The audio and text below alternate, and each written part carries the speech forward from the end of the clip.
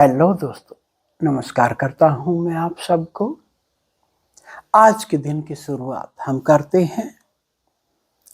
सुबह घूम के आया, लगभग 7 किलोमीटर घूमने के बाद खूब प्रवचन सुनते हुए, फुल म्यूजिक सुनते हुए, संगीत का आनंद लेते हुए, मैं था, मेरा परमात्मा था, या यूं कहूं परमात्मा ही इस शरीर में विचर रहा था। इतना सब आनंद झेल के फिर दुनिया वाले कहते हैं ऐसे करो वैसे करो। इस 7 चक्र के मकान में हमें एक हो जाना है। अब आप कहोगे इस 7 चक्कर के मकान में एक कैसे हो जाएं, हर मंजिल पे उपलब्ध कैसे हो जाएं? उसी का नाम साधना है। ये साधना कोई छोटी मोटी चीज नहीं है। इसको जानना है, समझना है इस साधना को, नहीं न कि बेहोशी में करते चले जाना है। लगभग 8,500 कदम,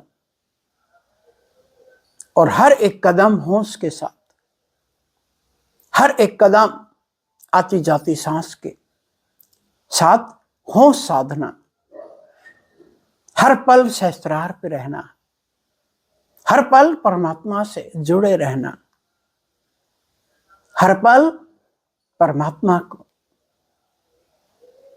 अपने अंग संग रखना, 7 चक्रों पे परमात्मा को अपने अंग संग रखना, और 7 चक्रों पे मैं स्वयं भी रहूं। तब जाके आपका वो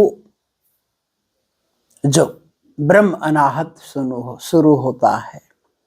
ब्रह्म अनाहत या ब्रह्म चेतना या सुपर कॉन्शियसनेस, कुछ भी कहिए उसे। आप आए, बस कानों में ईयरप्लग लगा के सुन लिया, दीक्षा ले ली, ज्ञान ले लिया और यहां से विदा हो गए। याद रखिएगा, ये क्रिया ऐसी नहीं है। जब आप भीतर डूबते हैं, जब आपकी आंखें लाल हो जाती हैं, मैं ये अनुभव इसलिए बता रहा हूं कि आप ये मत समझें कि यहां एक बार आए, अनाहत सुना और चले गए।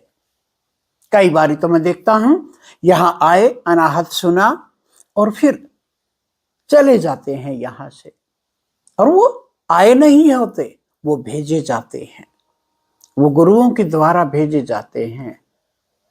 उनकी प्यास स्वयं नहीं खींच लाती, तो किसी न किसी के द्वारा उनको भेजा जाता है।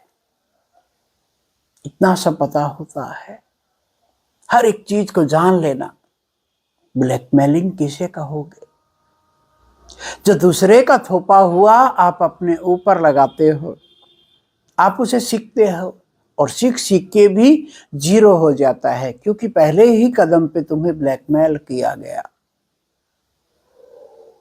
होश का मतलब होता है अब मैं मेरी सुनूंगा, अब मैं परमात्मा की सुनूंगा, अब मैं बाहर की किसी की भी नहीं सुनूंगा,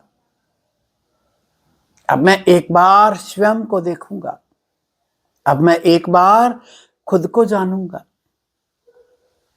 बोला बहुत लोगों ने, खूब संत बोलते हैं, शास्त्र बोलते हैं, चारों धर्मों की किताबें बोलती हैं, चारों धर्मों के ग्रंथ बोलते हैं, है तो पुस्तक ही, पर क्या करोगे? आपने अभी तक बीए एमए तक की 0 से, पहली कक्षा से लेके बीए एमए तक की किताबें पढ़ी, इसलिए नहीं पढ़ी आपने कि उनसे कुछ सीखने का मौका मिलेगा। नहीं, आपने बड़े होके अपना पेट पालना है, इस संसार में जिंदा रहना है, इसलिए वो किताबें पढ़ी आपने। हम हर चीज को पढ़ते हैं, किस लिए? हम सिखाने के लिए पढ़ते हैं। क्यों? अभी खुद सीख लें। अध्यात्म कहता है होश पूर्वक स्वयं की साधना, जहां बाहर का कुछ भी ना हो, उस परम अंधेरे में अपने आप को, जब इस परम अंधेरे के पार जाएंगे आप, जब इस परम अंधेरे की गहरी घाटी से आप उस परम प्रकाश की ऊंचाइयों पे जाएंगे, तब दोनों ही मिट जाएंगे। इस 7 चक्कर के मकान में, इस 7 के 17, 7 के 1700, 7 के कितने ही आप विस्तार कर लो, पहले ही कदम पे अध्यात्म कहता है कि भीतर चलो, returning to the source, mean मार्ग से चलो। पहले ही कदम पे सब कहा जाता है ज्ञान को कम करिए, ज्ञान और अज्ञान दोनों को कम करिए। हर एक चीज ऊंचाई और निचाई में एक हो जाए। इस 7 मंजिल के मकान में एक होना है हमें। अब आप कहोगे हम मनुष्य हैं, ठीक है, आत्मा गई, ठीक है, मन गया, ठीक है, परमात्मा आ गया, एक कैसे हुए? यही तो बात है कि एक कैसे हुए, यही तो गूढ़ रहस्य है। इसको वही जान सकता है जो आत्मसात करता है। इस आत्मसात करने की प्रक्रिया को ही मैं हमेशा कहता हूं, परमात्मा को पृथ्वी पे ले आना, परमात्मा को अपनी देह में ले आना, और देह में एक दिन देह का और परमात्मा का दोनों का वास एक हो जाए। ऐसा कुछ करना है आपको। अभी आप ज्ञान में उलझे हो।